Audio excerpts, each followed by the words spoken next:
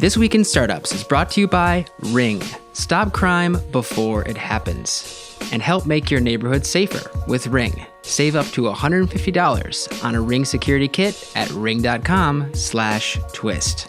And by Molecule, the only air purifier that actually destroys pollutants. Visit molecule.com, that's MOLEKULE.com, and use promo code TWIST to get $75 off your first order.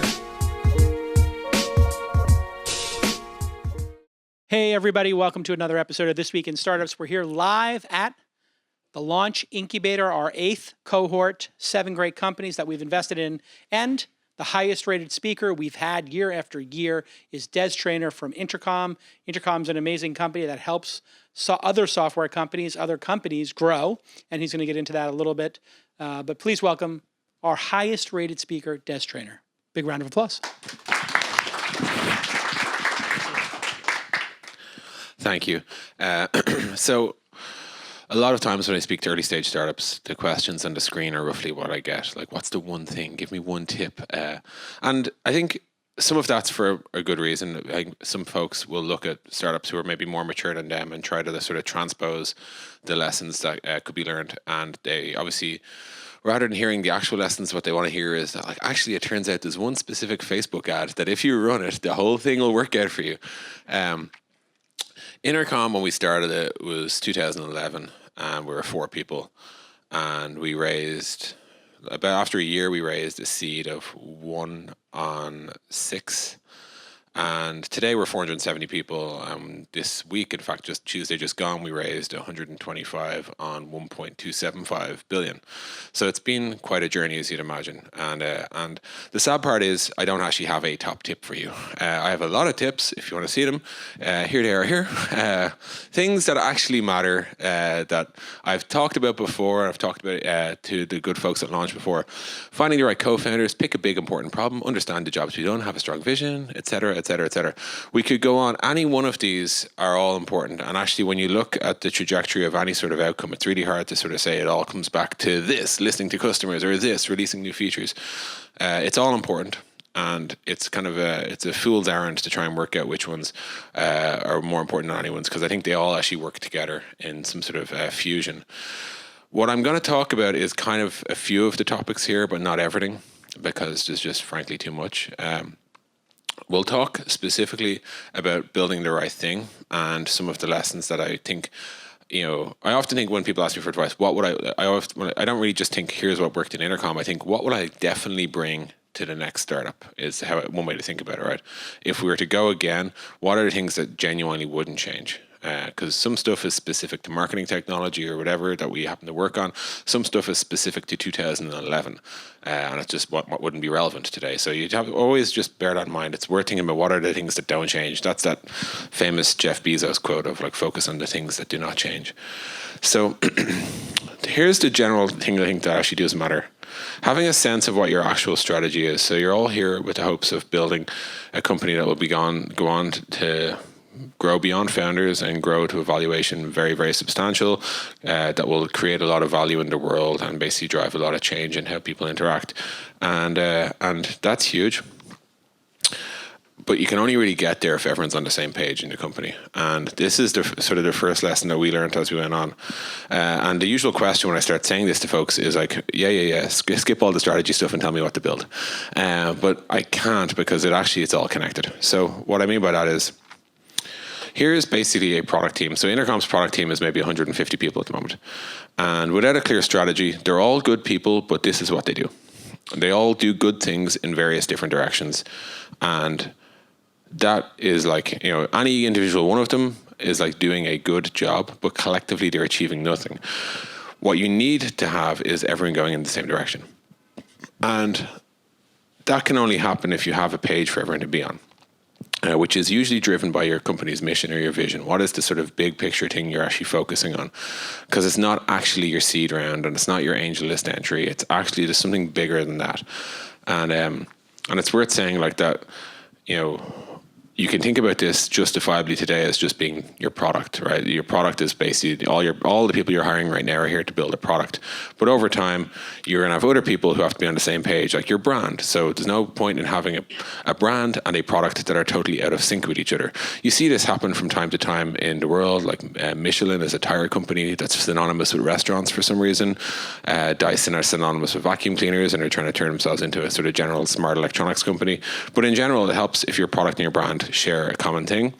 Your customers should understand what that thing is, and your marketing team should be trying to reinforce that thing. So put another way, like if you're selling software that helps people optimize their websites, it's a good idea to have a brand and an association that works with that. It's a bad idea to have a brand that sounds like, you know, your failed teenage rock band or something like that, and to have, you know, to then do a lot of, like, you know, visual or diagrammatic sort of impact stuff that has nothing to do with what you're selling. So a lot of that is summed up in the quote from our COO, which is build what you sell and sell what you build. And if you can get those two things right, you're halfway there almost. So the reason scaling a company is really hard is because you have to make decisions, and it's just decision. And in fact, any of you who have gone beyond founders in your current stage realize that people just look to you for decisions. That's what you are. You're a decision factory, and you get up in the morning and you basically go to work, and all your email is just decisions you have to make. And what I constantly tell folks about it in Intercom and beyond is, like, every decision you're making highlights a principle that you don't have. Basically, if you have to make a decision, why is it the person who came to you for that decision couldn't make it themselves? What is it you know that they don't know that makes this decision easy for you and hard for them? And is this a permission thing, like as in you just haven't empowered them, or is this a knowledge thing? Always bear in mind, if you want somebody to make the same decision that you would make, they need to have access to the same information and principles that you have.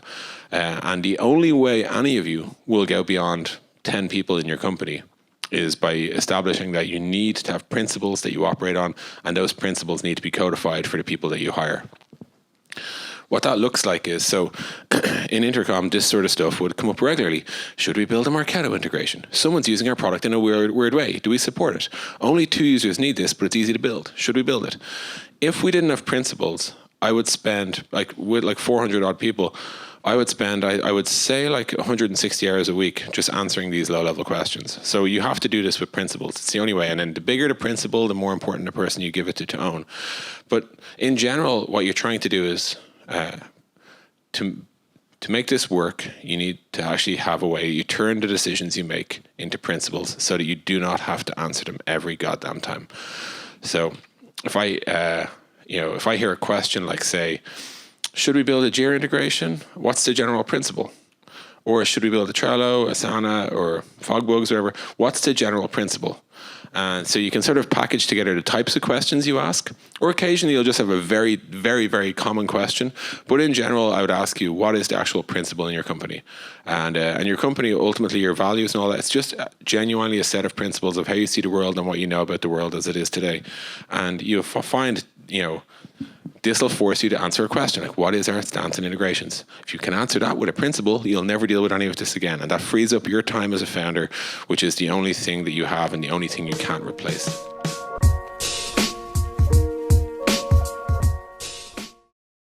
I love and use the Ring doorbell. It is an amazing product. And as you can see from this insane video, it works. And you've seen these videos multiple times on the local news, probably in social networks. They're shared everywhere. And this woman is coming up. She's got her getaway car waiting for her. And she goes to get the package. And what happens? The Ring doorbell owner sees her, gets an alert, and he says, hey, put that package down. And she runs for the hills. There is nothing better than having a Ring doorbell in your community. And hopefully everybody in your community has these. And you will see crime rates drop precipitously. Ring is the best way, the best deterrent against people stealing your boxes and having peace of mind. And it's just wonderful to know and have a record of who is coming in and out of your house, the back door, the front door, the side door. I literally have 2 of these and the floodlight. They are amazing products and you will love them. The floodlight's amazing. The floodlight comes on. It's just like all those motion detecting floodlights you've had, except this one has a camera built in. It is amazing. And you know what? If you are concerned about your setup because let's say you don't have power at your gate, which I did not have power at my gate. It was going to cost me a lot of money, let's say hundreds to low thousands of dollars, to put an electrical conduit there. You know what happened? Ring has a huge battery pack and a solar plug-in. So you can just throw the solar plug-in in the grass like I did, and then I don't have to worry about charging my Ring doorbell. So they've thought about everything. Jamie Siminoff is an old friend of mine. He created this company. I missed out on angel investing in it, and that has killed me. But, I get the consolation prize of what an amazing product that makes life super easy. My wife loves it. Everybody loves it at the house. Everybody loves it at the office. It's just a great product. And you can save up to $150. Thanks, Jamie, for providing this code on a Ring security kit at ring.com/twist. That's ring.com. They got that great domain name /TWIST, ring.com/twist, and get $150 off when you go to ring.com/twist. It's a great product. You all know that. And it's amazing. When the Ring comes in, some people don't understand how it works. You could be on vacation, in the mountains. Somebody rings your apartment door in the city and you can answer it. You can literally use your voice to say, oh, just leave the package there, or, oh, I'll be right out. So this is what people do when they rob a house. They case the joint. Casing the joint means you knock, you put on a FedEx uniform, UPS uniform, whatever it is, to try to scam the person. Well, here's your solution. You got them on camera, and now all the thieves know what a Ring looks like. They see the camera. You know what they do? They find a better target. So you got to get one, and the easiest way to get one is to get that $150 off at ring.com/twist. I give it my highest endorsement. I love the product, and I use it literally every day. Ring.com/twist. All right, let's get back to this amazing episode. That's why strategy matters, and I know that's a soft opening to what we're going to get into now, which is like the product you build and all that. But I'm just sharing that because it's so important for you to understand that, like, as you hire, you're all going to have a successful raise. You're all going to hire 5, 10, 15, 20 people. The only way you get all those arrows pointing in the same way, so that you get the sum of all their impact, is if they're all operating as effectively as you. And that's the first challenge you have as founders. It's absolutely like, if people are out of sync with what you're trying to achieve, I could give you $100 million seed round and you would still piss it all away because no one knows what to do. So that's like, I really, really mean that firmly. Whenever I see a company struggling, even with a great product idea, it's because people are running in different directions and the sum output is zero. So what should you build? I have a lot of different ways of phrasing what I'm going to say, and I'll go through some of them. But one of them is, the idea you build, every idea, and like I do quite a bit of angel investing at this stage, and every single time someone comes to me with an idea, I ask 3 questions before I even bother going any further, which is this thing actually possible? Can it be done? Is it feasible? Can it make money? And does anyone actually want it? And no 2 of these are sufficient. And we learn this all the damn time in Silicon Valley. So something can be really, really desirable, and it could certainly make money, but if it's not technically possible, it's not going to work. And Lord knows we've seen some high-profile examples of that a while ago. Similarly, if it can be done and loads of people want it, but no one wants to pay for it, that's a problem. Unless you can channel it through like selling your data. We've seen the problems that can cause. And you could take any subset here. You need all 3 or the idea is just effed, right? So in general, make sure when you're pitching people that, like, that you're to join your company, that they understand all of these things, because startups are, in my opinion, going to get an increasingly worse rap as a way for people to work, because we're turning the clock towards the sort of eras where it's more fun to poke fun at startups than it is necessarily to support them. We need to be able to defend ourselves, and these are the sort of core ideas we need to be able to make. The second piece I'd say on this is, you have to solve a big problem and you have to solve a frequent problem. And that means whatever you're doing, it has to be, or you have to at least be able to articulate that it is a big problem and that it's frequent. So if you're in here or here, you can still have a successful business, right? If the problem you solve is really big, but it doesn't come up that often, that's okay. Holiday planning is like that, for example, right? Like planning a vacation with friends. You don't do it every day, but when you do it, it's a hard enough thing. So if you can solve it, that's good. Similarly, something can be like not a particularly big problem, but it happens every single day. So yeah, your users are looking for a solution to it. ideally, you're up here. So what's up here in the top right? Talking to my colleagues while I'm at work, communicating workplace in the workplace. That's a big problem, and it happens all the damn time. And that's why Slack's a $5 billion company. I need to charge my customers money. Well, that's also a problem that happens a lot, and that's why Stripe's a $9 billion company. And if you can find and like for the Intercom pitch, in case it wasn't obvious, is like talking to your customers is a really important thing to do, and you need to do it all the time. And that's why I believe that we will have a successful outcome. But this area here is unfortunately tough, and you won't have a successful business here. And a lot of like fickle startup stuff will end up here. It's like kind of a cutesy idea, but it should really probably be a part of somebody else's product. It's not really a product that can stand alone by itself. And basically, my best advice here is do not solve a small, rare problem. You will not be able to have a successful outcome with that. I've never seen it work. Maybe an acquisition, which might be like a creative, but it's really unlikely to go much further. Another sort of small piece is what does it take for somebody to use your product? And I think a big nightmare I see a lot is people who have a low ticket price. So as in they're charging $49 a month, but it takes like 2.5 days of a senior engineer to get up and running for your with your company. It will never work because no one will invest that time, and as a company, you won't be able to scale because you just can't businesses are either high touch or low touch. And if they're high touch, they need to be high revenue. And if they're low touch, they cannot get away with being low revenue. When you contact Spotify because you can't save your playlist and they have somebody who actually answers your question for you, you've burnt through the next 26 months of the revenue that they were expecting to get from you just by asking that one question. That's because they don't make a lot of money per user. So the bet is they never have to talk to them. So they try to minimize the conversations. And it's, don't fall into this lower right category here where you actually have to invest a lot of COGS, cost of goods and services, while at the same time you're not realizing that any other way. Now, one piece on scoping. So scoping is like when you sit down to actually design your product and your business and what are you going to do, you have to decide, well, your problem that you solve exists in someone's life. And they were doing something before they had your problem, and they'll be doing something after you've solved their problem. And you need to work out where you draw those lines. So what that looks like is a classic Intercom case for our live chat solution is like people want to grow their business, and we want to get them to this world where they're getting more growth.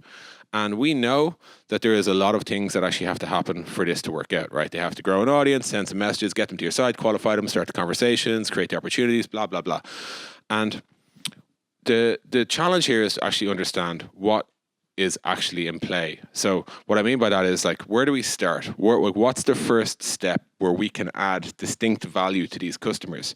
So for us, like, what I'd say is find the first step in the workflow where your product can add new value. And new value, by the way, means you're doing something that's faster, cheaper, easier, accessible in more places than what they're currently doing. So if you can't outperform a step in their work, probably leave it be, because they're not going to adopt your product for shits and giggles. You need to have actually something unique to offer them.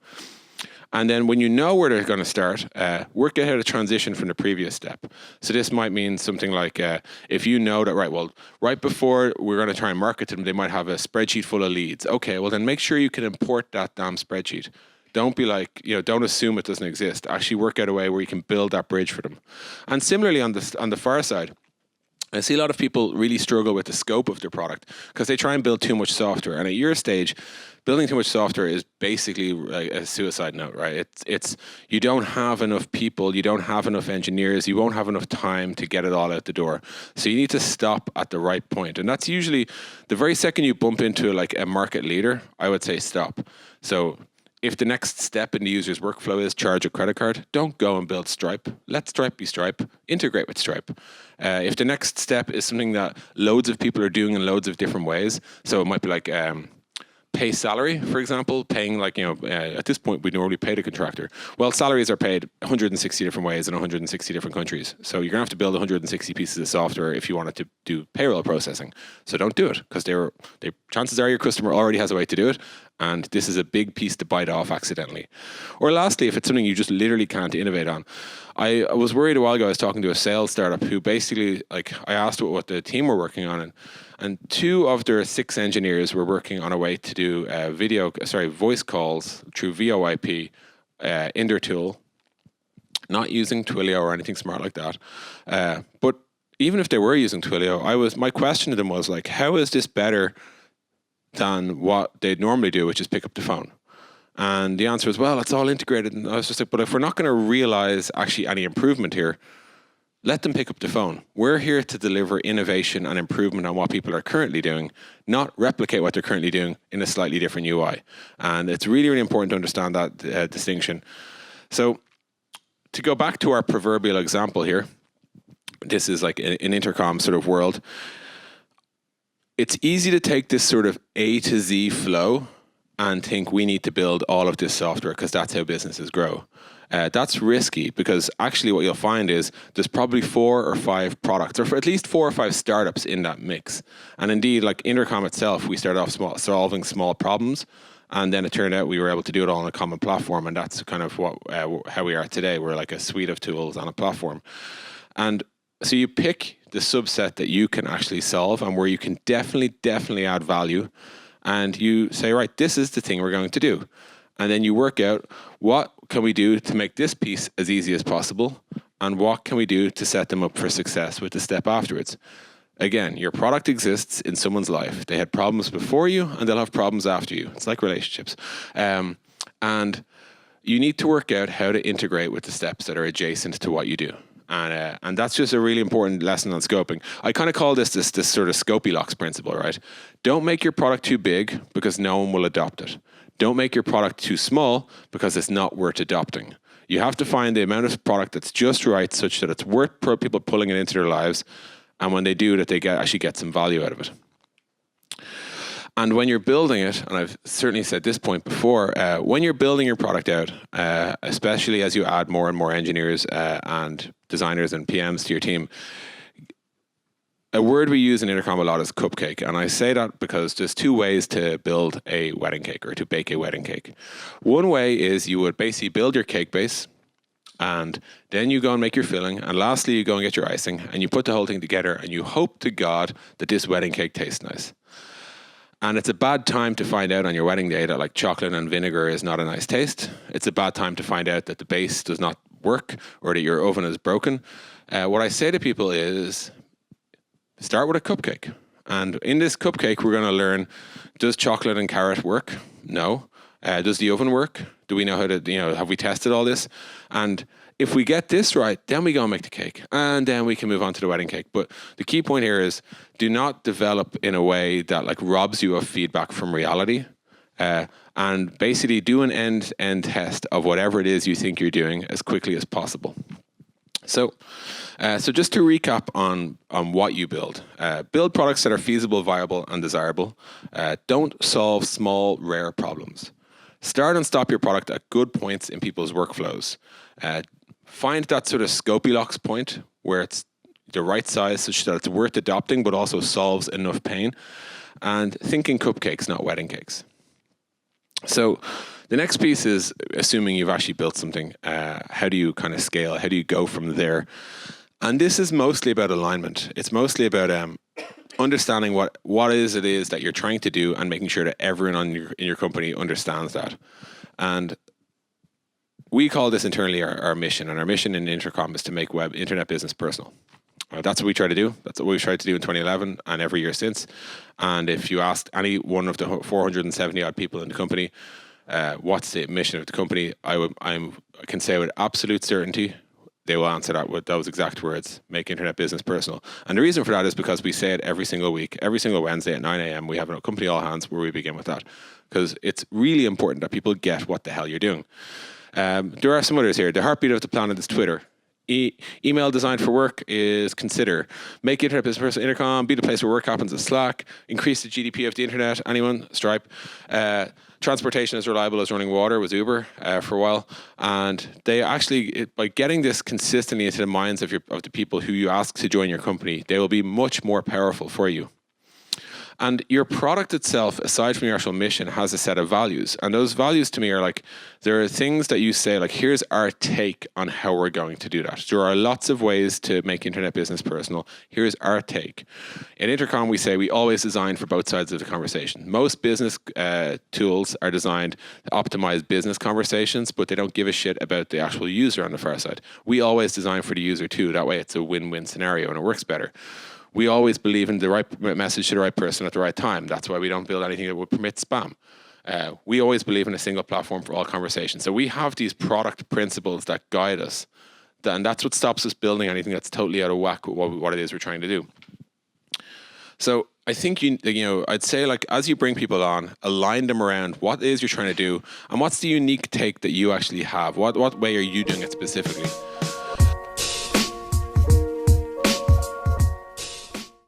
Hey everybody, let me tell you about a new product I've been using. It's called Molecule, and it is an amazing air filter. Molecule has introduced a breakthrough science that is finally capable of destroying air pollutants at a molecular level. You heard that correctly, and this is super meaningful if you have asthma or you suffer from allergies. My wife and I both have asthma, and this has been an amazing breakthrough for us. One customer using the product has said she has been able to breathe through her nose for the first time in 15 years. It's an incredible product. It's gorgeous looking. It looks like something Apple would have made. Beautiful, clean, aluminum design, a nice leather handle. You can carry it around and move it easily, and it comes with an amazing app, and the onboarding is beautiful. It tests your room, and one of the really cool things is that you get a filter subscription. So every month or whenever you need it, you can get a filter sent to you at your doorstep when you need it. Clean air is transformative. I can tell you this. It'll help you with sleeping. It'll help you with focus. And certainly if you have allergies or somebody from your house has allergies, we have dogs as well. So it's great at keeping everything clean because of the dogs. And when you're asleep, you are not immune to all this, all these pollutants and allergens around you. Trust me, I know. And I am getting great night's sleep with this device running in the background. The EPA backed Molecules tech research and funded tech development. Think about that. And it's been verified all by third-party laboratories. It's a really amazing company. And it's worked incredibly for me and for my wife and at the office. We love this product, and it looks gorgeous. And it's nice and quiet, too. So here's your special offer for Twist listeners only. You're going to get $75 off your first order. Visit MOLEKULE, molecule.com, and at checkout, use that promo code you know and love, TWIST, TWIST. So go to molecule.com, that's MOLEKULE, MOLEKULE.com, and at checkout, get $75 off using the promo code TWIST. It really is an amazing product. Sincerely, I've been using it and love it. It's gorgeous. And, I have this asthma. My wife suffers from it a little bit worse than I do. And it has been amazing in the office. We're in San Francisco. There's a lot of bad air in San Francisco, as people know. And we live in the kind of country, and we have a lot of allergies there. So we have two different types of molecules that Molecule helps us solve. And you're going to love this product. It is gorgeous. Go take a look at it. Okay. Let's get back to this amazing episode. Bear in mind, a lot of you, because you're the sort of folks early, you're going to focus on your product. And that's for all the right reasons, which means like quite often you'll tend to think, we're going to bring in a sales team later and a marketing team later, and we'll put them on different floors and ignore them. And that's really, really bad, because you have to have them just as aligned on what you're doing as your product team are. Do not think that there is any hierarchy or any sort of way that they can be on the tail end of this wave. They have to be with you every step of the way. If you put them on separate floors or in separate groups, or you let them do their own thing, what happens is you end up with different messages. So we might be saying, hey, product are selling this, but sales are actually selling this. And they're two different products. They will go in two different directions, and there will be a mismatch. This has happened at times in Intercom, and we've had to correct it. But most of the time it happens is because we let these people iterate independently. And when people iterate independently, you get this sort of effect, right? Everyone comes up with their own ideas of what they should be doing. So, we just missed it. A really important animation there. Let me see if I can pull it back. So if people iterate in isolation of each other, they get further apart. If they started off in the wrong direction and you let them think about it long enough, they go even further in the wrong direction, right? And as an example, like marketing will based on its own sort of feedback, will create advertising campaigns that are successful for products that just don't exist. And that happens all the time. We've all seen like, oh, if only that thing did what the ad said. And similarly, product will do things that only product care about, and sales will sell stuff that actually doesn't exist as well. And it's really important to not let that happen. A misaligned product team builds a messy product that's basically impossible to bring to market. It'll be, you end up using words like the one size fits all, answer to all your prayers type product. But like there's no actual cohesive product vision there. And then they hand it over to product who are basically left going, well, what the hell can we tell about the world? This is just a bundle of shit put together. Similarly, marketing will run campaigns for a fictional product, or like they'll build audiences that don't need the product. And similarly, sales teams will just make promises that the product doesn't deliver. And as you bring on these functions, which you'll all be doing by your first few hires beyond product will be marketing, and then you'll bring on 1 or 2 salespeople, depending on the sort of structure of your company. And it's really important that you make sure that they're on the same page. Otherwise, nightmares will occur, believe me. A lot of this is caught up in what I said earlier. Build what you sell and sell what you build. And if you can get that right, that is such an important test, right? Are you selling and building the same thing? If you are, your company will be a harmonious place, and your funnel, your marketing funnel, will be a thing of beauty. If there is any mismatch, you will see it in the funnel and you'll see it in the workplace. So to recap just on alignment, you need a unique vision and a set of values. So what is the thing you're doing in the world? And what are the sort of values? What's your opinionated take on how you're going to do it? Ensure product sales and marketing are all aligned around the same thing. That goes beyond, in theory, it should be like support, and it should be finance and analytics too. But I think these 3 are the ones most people get wrong. Letting people independently iterate is just risky, because they're going to go the wrong direction unless they're all very firmly aligned. And lastly, always just remember, build what you sell and sell what you build. So the last piece I'll talk about is just growing and maintaining your product. If you have any sort of success, you'll get to a point, as we've hit many times, where you have this sense that what got you here will not get you there.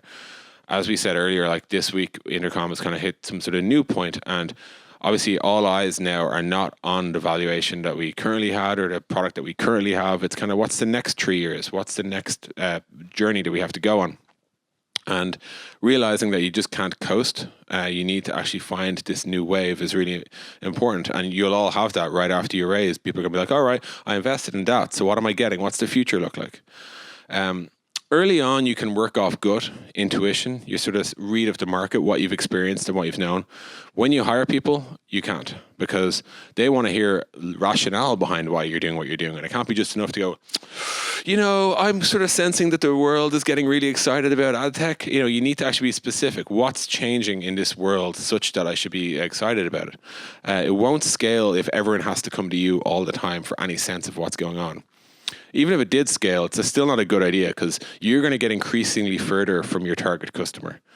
All of these new functions are going to pop up around you. All of these new people you have to have one-to-ones with, investors you have to meet, all sorts of stuff. You're going to be the last person who knows what's going on in the world soon enough. And that's a good thing. That just means that you're starting to scale well. So how does this play out? Often this plays out in what you actually build. And this is one example. For a while, this is how Intercom's roadmap looked. We had 7 inputs. I think today we have 5. We've merged a few. But if you launch and you launch successfully, you'll have customers. Your customers will have opinions about what you build.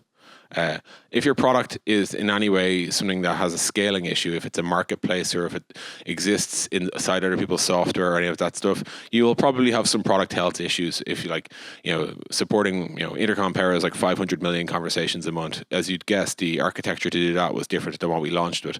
And so those issues pop up all the time. You'll have to iterate on stuff you've shipped. If you have a sales team, they will be telling you what the market is saying to them. You'll have new ideas about new things you wanted to do. You might not get to them, but that's okay. If you're successful, you'll attract competitors. Lord knows we have dozens of copycats, and you have to be at least aware of that, the fact that that's happening. And lastly, you'll have people who actually quit using your product, and they quit using your product because it didn't do something, or they got bored or whatever. And you're going to have to understand why that happens. And all of this feeds into your roadmap. And how you actually spend your time across all these functions is basically your company and product strategy. Which of these is the loudest voice is basically you saying what you actually care about in the world. Now, you don't always get to choose. Some of these you have to earn, and some of these will just bubble up themselves. For example, a couple of years ago, we realized we had to support customers who wanted to send hundreds of millions of push notifications. And we started doing that, and everything was going great until one day the website wasn't there anymore, and we're like, what the hell happened? And that was a huge, like, product health can basically trump everything when it wants to. There are, like, say, product iterations and new ideas. They're green. You kind of have to earn them. Like, you need a level playing field to justify you deciding to work on something new versus putting out the fires that currently exist. And lastly, you've got things like churn reports, which you can either choose to care about or not. But, like, for most of you, if you intend to make money off any type of recurring revenue, the whole bet there is that customers stick around. So churn reports should stab you in your heart and soul when you get them. When someone quits because you don't do something anymore, or you've gotten bad or whatever, that means at an extreme level, it could mean your whole business is in trouble. It could mean that, like, basically this product isn't good enough to stick around. The way when we moved from, like, one-time revenue, like, you buy Adobe Photoshop for like $1,000 up front, and now you buy Adobe Photoshop for like $50 a month. The way they get their grand back is they want you to stick around for at least 20 months. If you quit after 1 month, the entire model is broken. And you'll all be the same if you go with this sort of recurring revenue model. You need to make sure that that revenue recurs. Otherwise, what you really have is a thing that burns money really expensively, and, you know, you're basically, like, you're selling, you know, single-use software, and you're not cashing in at all. So always bear that in mind, that churn is, like, lethal. The other piece is sometimes it's okay to not go and reinvent the world, and that's a good thing. When you're iterating and you have new ideas and you're trying to, like, even where you all are right now in your business, it's okay to be speculative and open-ended. And if you make a mistake on some features and some idea just didn't play out, that's fine. You're in this sort of exploratory phase where you're still trying to find the market or find product market fit. In here is where you will have an opportunity to differentiate yourselves. You will build features that your product becomes synonymous with. We never intended for, like, the in-app or the pop-up to define Intercom. It wasn't, we didn't sit down and go, oh, that'll be our signature piece. But it is now our signature piece. That messenger is, like, the thing that kind of dominates when people think of Intercom. It wasn't deliberate, but, like, and a lot of the features you do today will be the version for you. But we also have to just address problems in the world. And sometimes it's like, hey, we need to have a permission to turn off email permissions for end users. And if we left our product teams to their own devices, they might go off and come up with a really creative solution to what I would call a checkbox. And that's not a good use of time or money or focus or anything. So I think it's worth saying, like, that sometimes some parts of your product are your core innovation. Some parts of your product are just there to round out your product, and you don't need to experiment with how reset password works. Just make it work. You know, however, there are core pieces where you really want to have a sort of dominant and really intriguing position in the market, and just knowing that difference and making sure that your team can move in a high speed with predictable outcome and accurate estimates and a very creative way to find new shit that the world hasn't seen before. That's really, really important. For those of you who intend to charge for your product, how many people here charge for their product out of curiosity? It's funny, yeah. I feel like I did this like 4 years ago, and the answer was maybe just me in the room or something like that. So, like, it's funny how money's gotten popular again. Every piece of work you do, if you're charging for your product, you need some sense of a revenue hypothesis, as in, how is this be a bit of code? How is this going to work? Such that it pays the business back for the investment in it. Will it help sales close more deals? If so, let's measure that. Will it decrease customer churn, or will it decrease the cost to serve our customers? What is the actual reason you're doing this? A lot of what you do, and this sounds kind of quite cold, and I don't mean it to, but you generally turn cash into code, and then you turn that code into cash. And the idea is that the money that went in is smaller than the money that came out over the time frame justifiable to you and your investors and all that sort of stuff, right? Most people struggle with one of those two ratios. They either can't turn cash into code, as in they hire bad people, or they can't hire, or they hire people that can't code, or whatever, or they struggle to turn that code into cash, as in no one wants to pay for what was created. They're the two ratios that, I mean, they're not really ratios, but that's just two ways to think about this. Bear in mind, no one in your company should not be aware of what's going on with the financials of your company. It's the only way they'll know how to act sensibly. So just bear in mind, yeah, a lot of your product work should have a revenue hypothesis. Not all of it. It's okay to do cool, interesting stuff that will grow your brand and make you sort of more unique or interesting. But for the most part, you need to be building stuff that people want to pay for. Adding features to close deals is easy, but be wary, especially at your stage.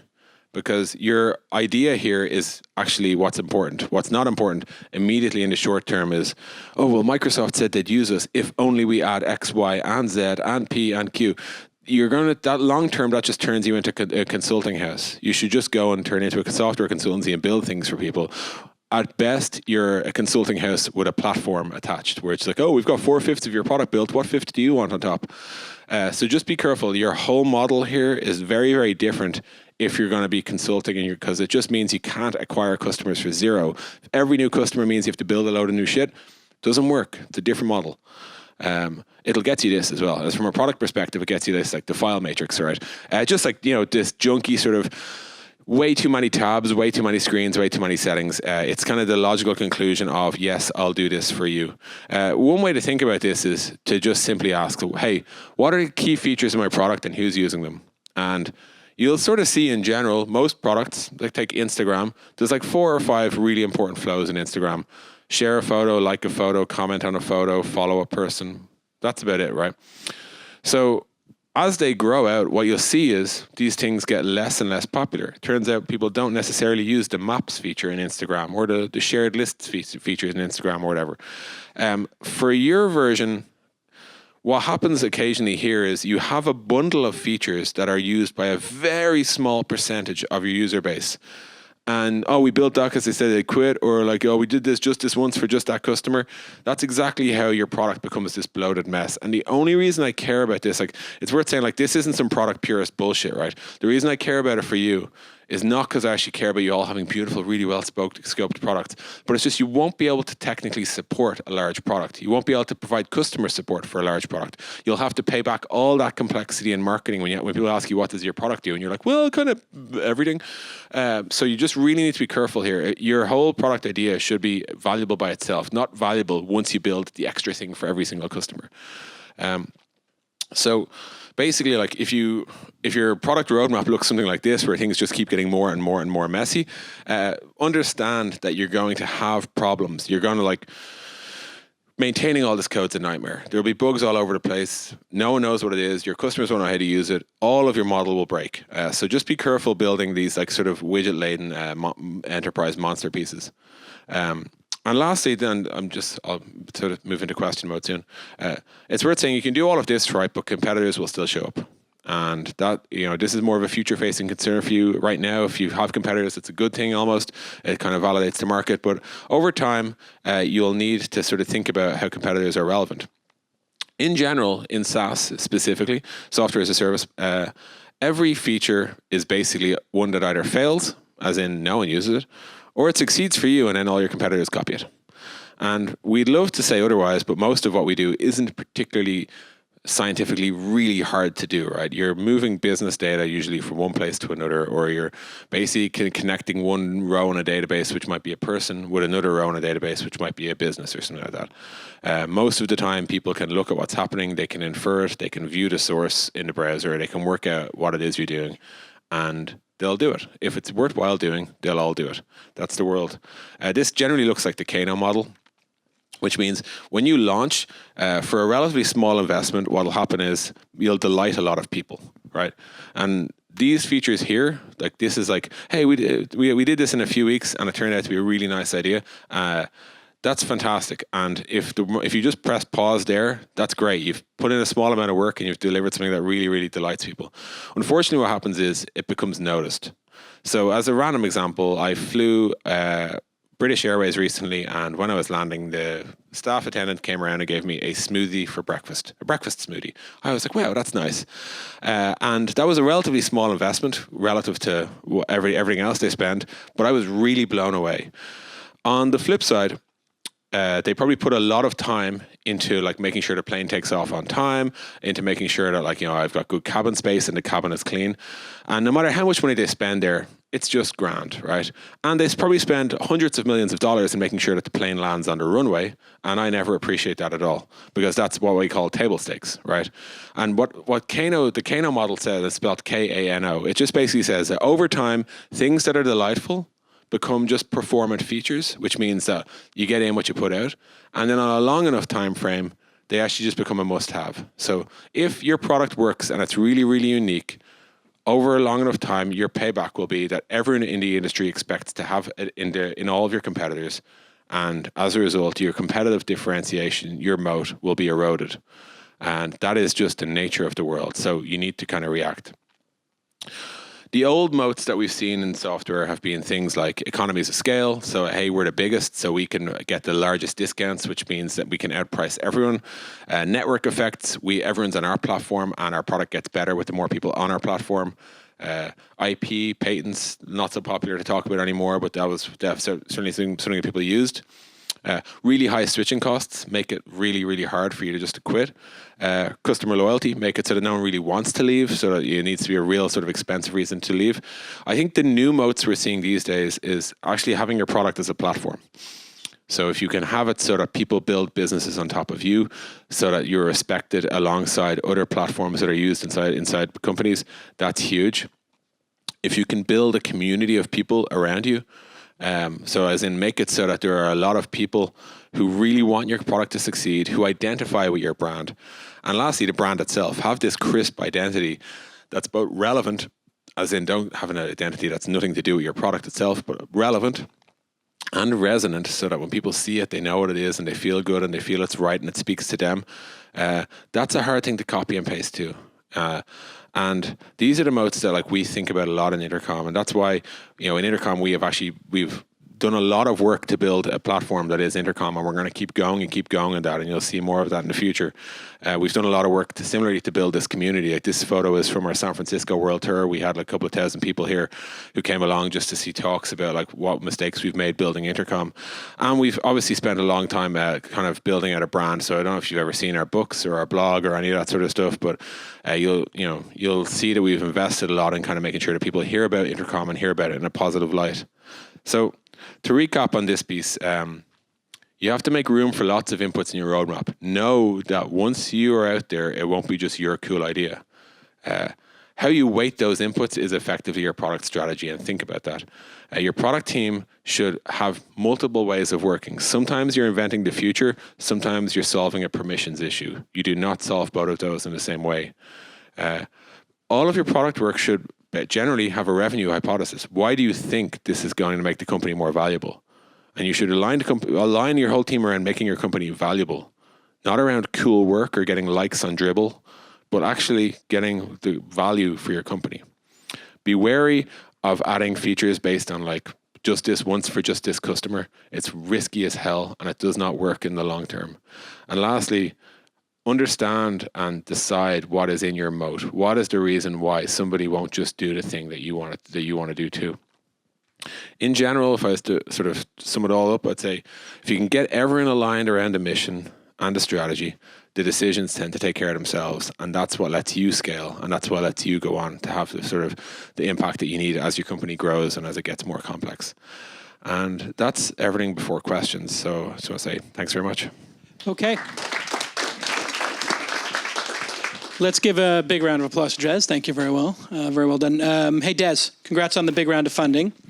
I'll take the moderator privilege of giving you the first question. When you look back on the history of the company, tell us what the 2 or 3 decisions you made that you think were critical decisions in the right direction.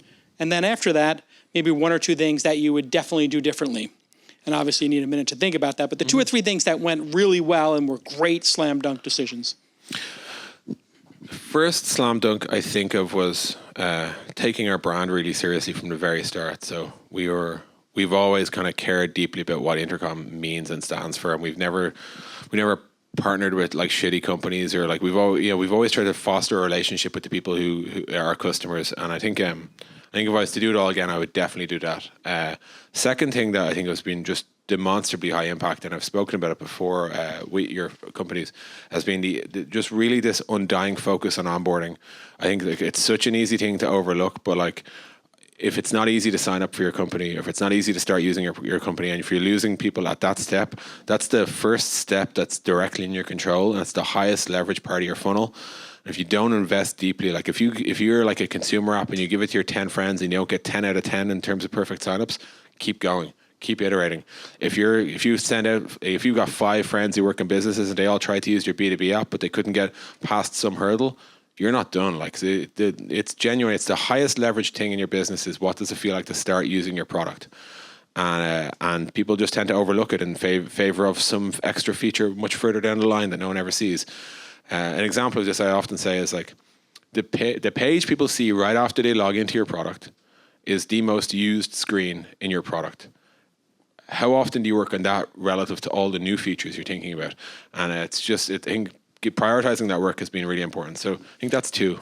And that seems to be what was Twitter's big mistake early on was, hey, you sign up for Twitter and it's like, what are you up to? And they really had to reconfigure the onboarding, and that's something that Facebook did much better. Absolutely, yeah. And there's great stats around that. Like Facebook kind of led the work there. It was actually Shamath who led it. It was this idea of like, we know if we can find you a certain amount of friends and if we can get you to share a certain amount of things that it all takes care of itself. And for Twitter, for so long, it was like you'd sign up and be staring at a blank screen until they realized, we should try and encourage you to follow people. We should try and encourage you to follow celebrities. We should try and get you down. And like that, there's a market turn in like Twitter's DAUs once they got that right. So it'll be the same for all of you.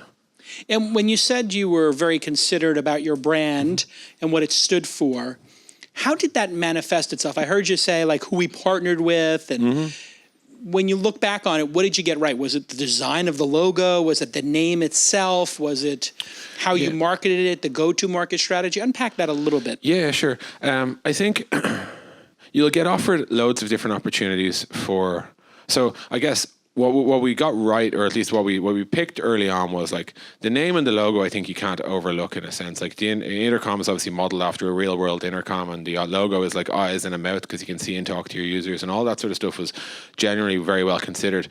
The piece I think is important is like we wanted to connect with people who were building startups. So if you look at anything we did in the early days, it was about connecting with people who were building startups. So I wrote maybe like 90 of the first 100 blog posts on our blog. It was all about, I was only trying to speak to people who were trying to grow a startup. That was all we cared about. If we ever went to speak to an event, are you trying to grow a startup? Well, in that case, I'll be there. Otherwise, no. Because of my prior career, and I'm just one example of the people in the early days of Intercom, I got offered like, will you come and give a UX course, or will you come and talk about like data visualization, or will you come and give any of these other talks? And it was just like, no. It's not because I didn't have the time. I didn't have the time, but it's actually because if you add a message that isn't directly relevant to your brand early on, you just confuse the shit out of people. Because now it's just like, it'd be like Launch if Launch also happened to have a time tracking app. You're like, well, what the hell is that? Like, it makes literally no sense to me why you're also with this. And it just blurs that whole thing around. So I think like we sort of tried to have like a crisp identity, and we tried to just be synonymous with a certain thing, which was at the time growing startups. And it's back to that whole, Steve Jobs thing of like, it wasn't about necessarily what we did. It was about all the shit we didn't do that kept it so sort of clean. I think that was the piece that really mattered. And even that even plays out today. Like, this week when we announced, like, our audience at this stage is quite big, but it's still predominantly like people who are trying to grow businesses. And I think there was like dozens of off-ramps where we could have aligned ourselves with, like, say, the growth hacking community who were like really into growth hacking.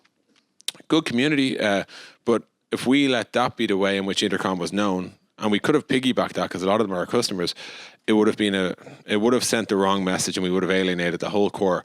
Bearing in mind, like, of course, our user base is like customer support and marketing and sales, so we just have to be really careful at what bits of our message get out there and how. So like that's kind of the things I think we index on. So there were things that were table stakes, like the logo, but there were other things like staying on message and not drifting that were critically important.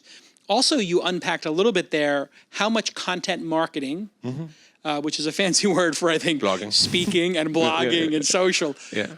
Do you think that opportunity still exists, and is it bigger or smaller? And how would you approach it? What order would you tell young startups to approach it? Start a podcast, start a blog, all of it, none of it, speaking gigs? It did work really well for you guys. Yeah, it did. But I think the question's really good. We talk about this a lot internally, like, to what degree? Like, I think two things are true. I think blogging still counts, and we'll come back to that in a second. But I think the standards required for blogging have gone up a bit. Like, so when we started, like, there wasn't that much content, the likes of which, I don't mean to say we were unique, but I just mean content wasn't as competitive. these days, like every dog and their daughter has a blog, right? Like you name it, like and by the way, they all look beautiful and they all have really bespoke imagery and they've put a lot of time and money into it. And so the standards required for content marketing have actually raised. Like, so, if someone wants to read a blog about startups, like I'm up against everyone, I'm up against you, I'm up against like first round people, everyone has an amazing blog. I think people still read, but I think it's just gotten way more competitive. So like that's my honest take on it. However, if I think like the fact that it's competitive and all that, it might not be as impactful for you as it was for us 7 years ago, because the world's changed. But if you don't do it, I think you're kind of robbing yourself of a sort of a forcing function of what the hell are we actually here to build? Because actually when you sit down to write your blog post, like when you sit down to tweet about advice for startups, like directly or indirectly what's in your head is like, I'm growing an audience of people who want to start a startup, right? And for us, like I think if you tell me like, I'm building a new email client and I can't find an articulation of what your take on email is, it makes me wonder, like, well, are you just building another email client, or like what's going on here? Where's the actual depth of thought? Like what's your unique take on the world here? It's kind of back to those product principles we talked about. It's like making sure that they're public facing too. So I think you have to do it, but I don't think it's sufficient anymore. The last piece just on the channels, I think, podcasts are definitely they're growing. That's for us, it's a very big growth channel. I also think it's worth thinking about your blog not just being blog.yourcompany.com, but like I think it's about getting content out through LinkedIn, through Twitter, through all that. Now, I don't mean to sound like a social media consultant, but like just understanding that you're not trying to build one site, you're actually trying to build a brand. Your blog isn't about growing a blog for you guys, it's about growing your brand across all channels, always. And in a way, the blogging is, you talked about it being a forcing function. Writing itself forces clarity of thought and clarity of mission. Mm-hmm. I've always felt that when you were speaking at our events, and thank you for doing that for the last 5-6 years, you were also speaking to yourself as the founder of Intercom, saying, this is what we need to do as a company, and also to your team. Mm-hmm. Was that part of it? Yep.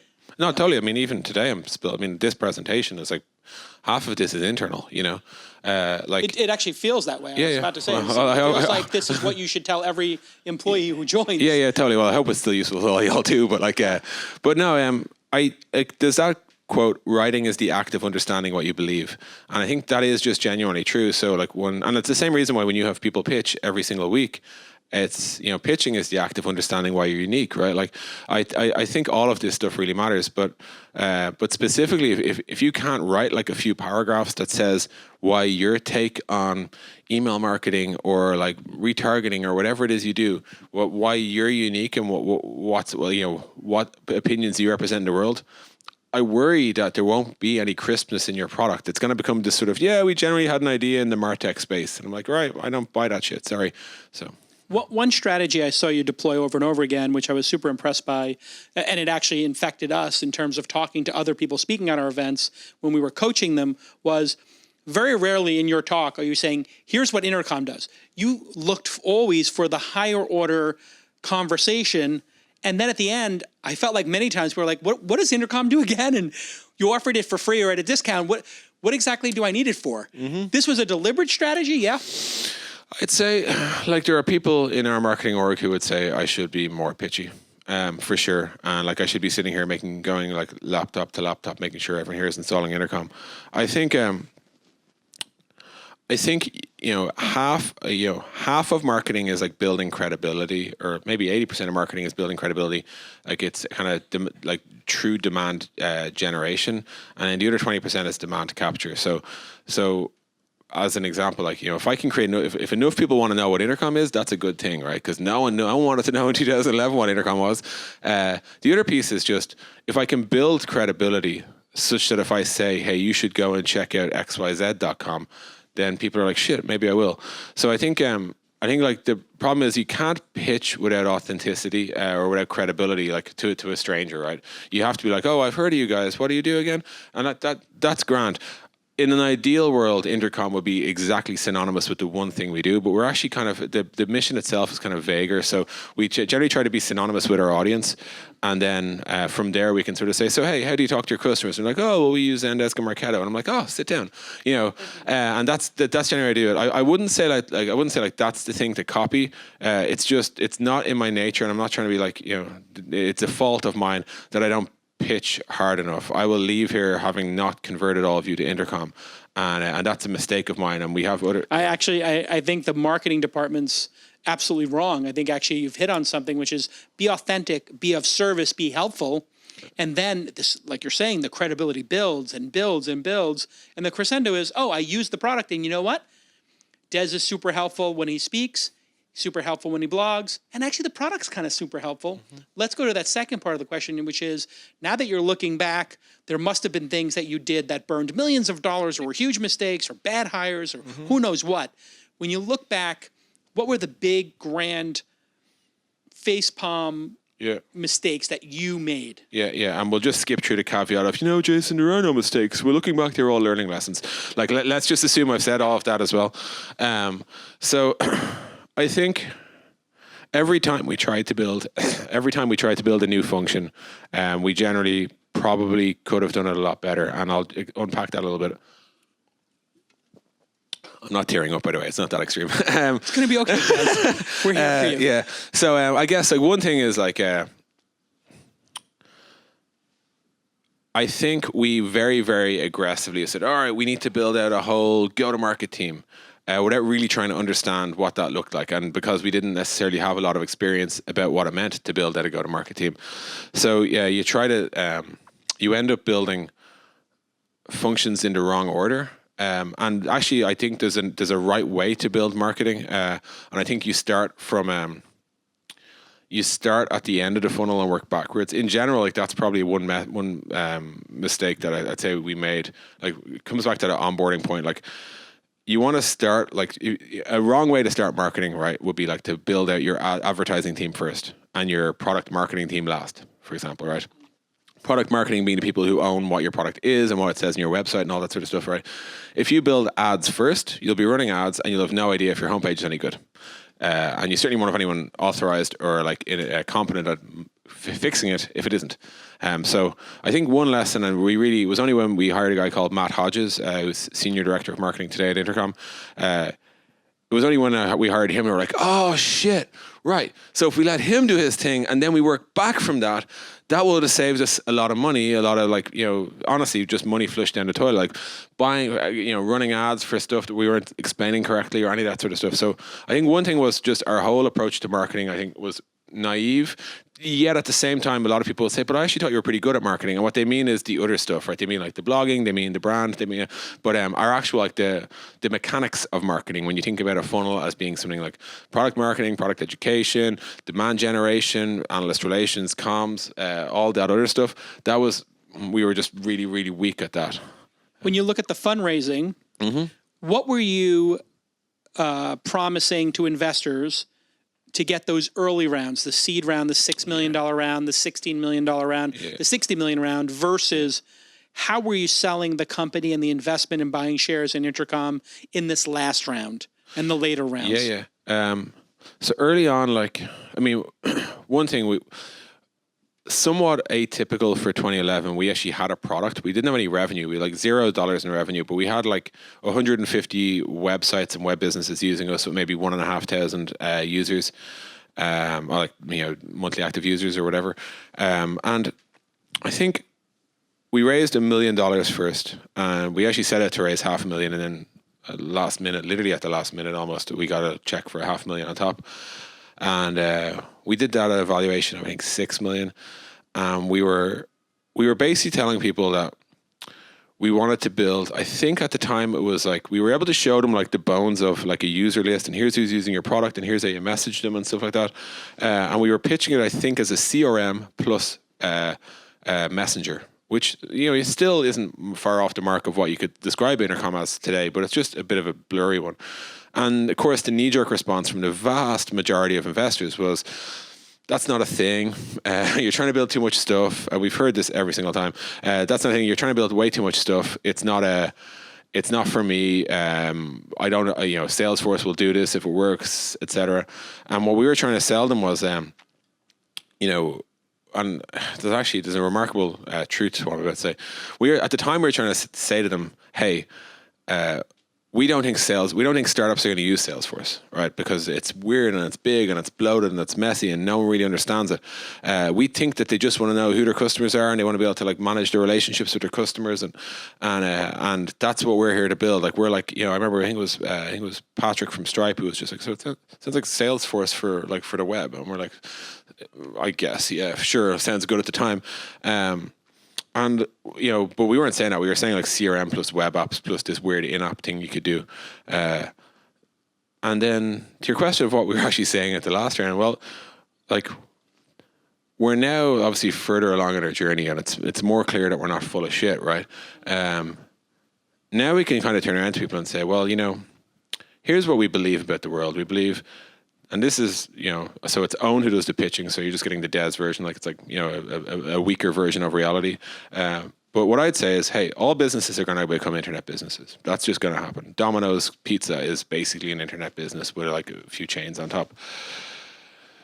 We believe that all revenue is moving towards recurring revenue. People just pay subscription stuff more and more. Everything from like socks to like boxer shorts to like music, you name it. People are just going for subscription revenue. Subscription revenue is fueled by customer loyalty. Customer loyalty is fueled by relationships. Relationships come from frequent positive interactions, which comes from talking to your customers a lot.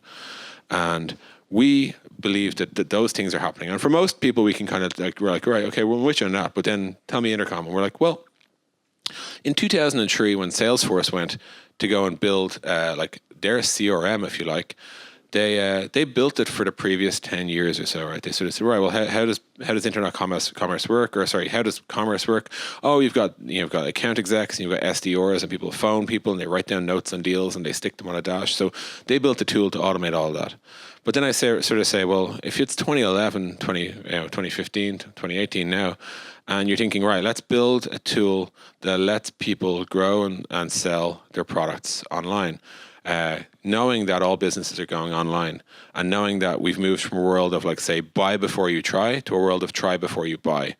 Knowing that like the trial is a normal thing and all of these variables have changed.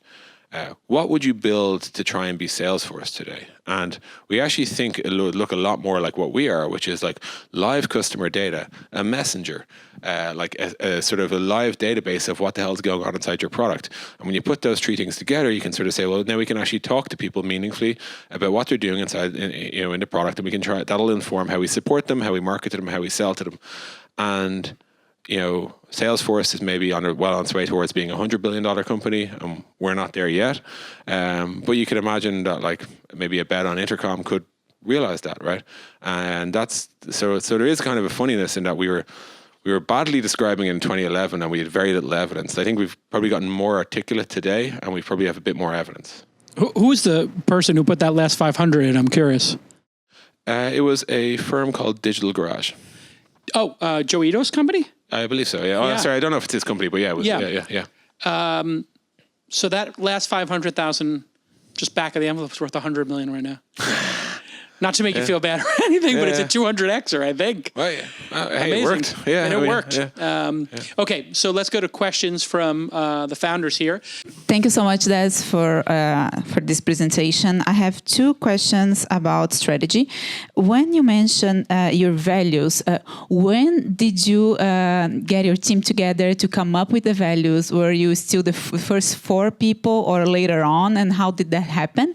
And the second one is the challenges to go up market. Are you actually building a product that is much more enterprise now than it used to be? How are you planning to strategize that part of the go-to-market? Cool. So on the first question, how did we come to our values? The only values we had at the very, very start, and by the way, this was a really good idea, is we met in a coffee shop in Dublin on like kickoff day, which is we had just sold our consultancy. We were ready to just go all in on Intercom. And we only initial values we had, because we didn't really know what Intercom was. We knew it was kind of cool yoke, but it hadn't really been fleshed out at all. The values were work as hard as we can. Everything we do, it has to be for Intercom. No side projects, and be as scrappy as you can with your finances so that you need as little salary as possible. And that was genuinely, that was like the initial, if you like. And again, like I would bring that to the next company too.